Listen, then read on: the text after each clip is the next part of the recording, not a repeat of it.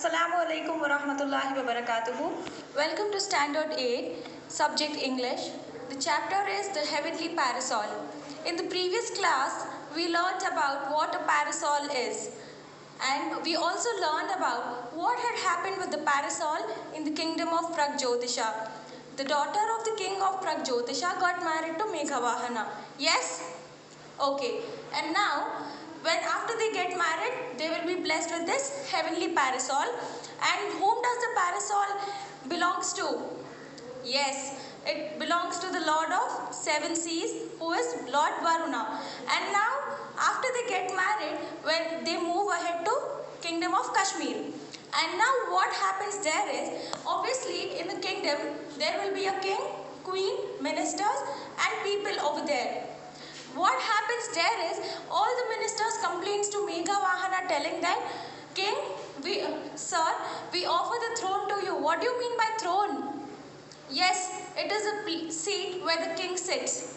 So here people will complain about the previous king telling that he is a person who will always spend time reciting some or the other prayers. That is, he is a pious person.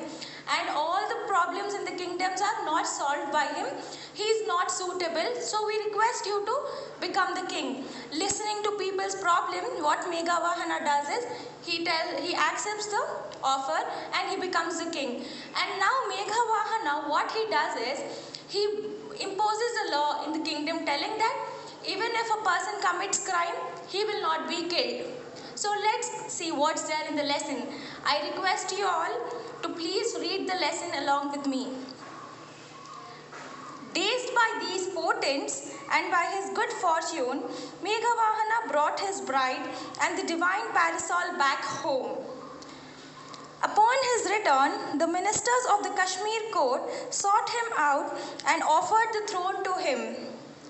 We are dissatisfied with the present ruler, they said. He has devoted himself to the life of prayer and the affairs of the kingdom lie neglected. Neglected means not answered. The people suffer because of this. Your noble character and bravery are well known in these parts. Honor us and the land by accepting our offer. So what was the character of Meghavahana? Yes, he was brave and he had a noble character. That is the reason he was offered with the throne. Meghavahana became the king of Kashmir. Soon he proclaimed a law against the killing of the living beings. It became his ambition to conquer other kingdoms to impose this law on them as well.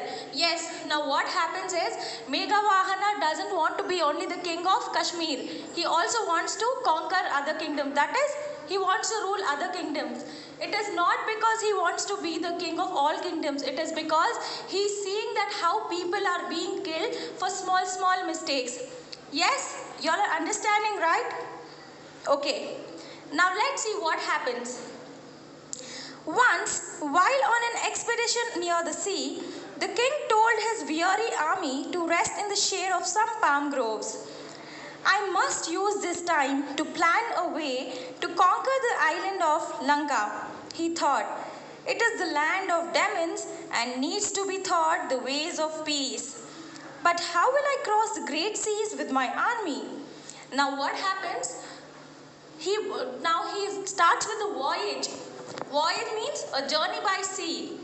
Now before they get into the sea, his army and himself are very tired. So what he does is, he'll order his army to take rest in the shade of palm groves. In the sense, there's a palm farm where he'll tell his army to take rest for a while. And now king, what he does is, he'll tell that I should not waste this time. Let me sit and think how I can cross this sea and how I can capture the island of Lanka is nothing but Sri Lanka. Because according to Meghavahana, Sri Lanka is land of demons. What do you mean by demons? Yes, devils. Devils in the sense, people there are very rude and cruel. They are not kind towards anybody. So now what he does is, he thinks to conquer that land and bring peace there. That is, he wants everybody to be happy and kind or in Sri Lanka. Look in the paragraph 11. All of a sudden, there was a cry in the air. It seemed to come from a far wood by the shore, not far from where the royal horses were tethered. The cry came again, and the king heard the plaintive call. Even under Meghavahana's rule, I have been slain. Now what happens? They all are resting, and now all of a sudden, this Meghavahana, the king, hears somebody crying loudly.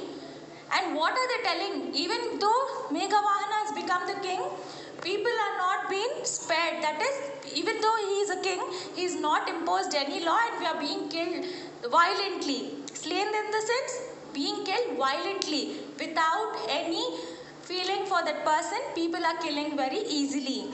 So what happens? Look into the next paragraph. In his agitation, the king did not wait to summon his officers, but ran towards the wood. And here, what do you mean by wood? Wood is not only those sticks or big logs of tree. It is forest, small forest. Plunging through the undergrowth, he found his way till he came to a clearing. There, before him, was a temple of Chandika Durga with some sort of human sacrifice in progress on the steps. A man lay on the ground, his arms raised for mercy, and a menacing-looking barbarian stood over him, brandishing his sword. And now, Meghavahana is confused. What he's ordered his army was, you all go take rest because we have to travel, we have to do a voyage. So, he doesn't want to disturb his army now. So what he does is, he only starts moving. He crosses the forest, and now when he comes, once he finishes crossing the forest, he will find a temple. And what's the name of the temple? Yes, it's Chandika Durga. What is happening there? What is happening there is, one man, and he's a barbarian. What do you mean by barbarian? Yes, barbarian means a cruel man. In the sense, he is well versed in killing human beings. So what he is doing is, he is killing another man. What he's done to the other man, he made him lay on the ground. In the sense, the man who is being killed is lying on the ground and he's put his hands straight. Understood? So now, the man who is going to be killed is laid on the ground with his hands raised. Look into the next paragraph. Stop, cried the king, shocked at the sight. You wretch, you dare threaten another's life in my realm. The barbarian dropped his sword in terror and fell on his knees before the king. Oh, noble one, have mercy. I am the leader of a troop of barbarians that live in this wood. My little son has fallen prey to some disease and he is on his deathbed. If I kill this man, the gods will be pleased and save my son's life. If you prevent this sacrifice, my son dies and the rest of my troop will give up their lives with him. And now what happens? Meghavahana goes and orders the barbarian to stop. Why does he tell this? Because he's already started the rule that nobody should kill each other. So he will tell that in my rule, you will not kill anybody. So now listen to the story of barbarian. This barbarian is the leader of troop. Troop means group of army. So what is happening here? According to the barbarian, he feels that if he kills this man, his son who is very sick will be saved by the god. Understanding? So now what happens is, the barbarian will beg to the king telling that, please don't stop me to do this because I have a small son and he is on his deathbed. In the sense, he is fallen sick and he might die anytime. And if I don't kill this man, then my son will also die and my army will also be facing death. Understood?